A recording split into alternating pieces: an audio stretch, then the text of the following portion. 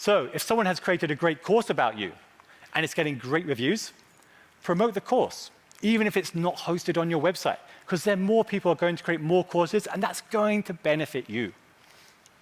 Or support your leaders to do what they want to do, even if it's a wacky idea.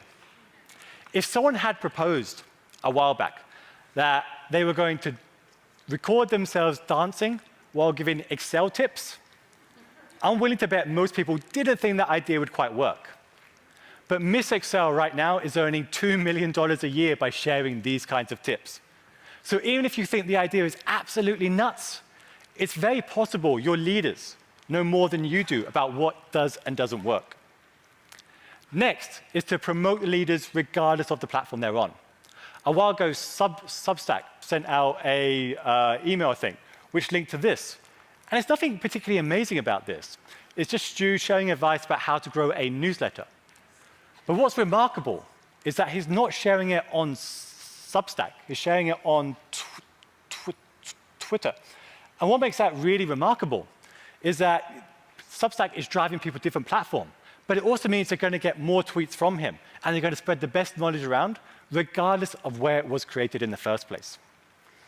And so I think one of the things we can do here is take more of a Wikimedia approach. Wikimedia, I think, are often seen as like the grumpy old folks of the community home. But they do a really amazing job.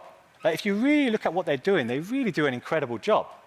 And what they have, instead of a centralized community page, they have a page like this, where you can get involved as a Wikipedia editor.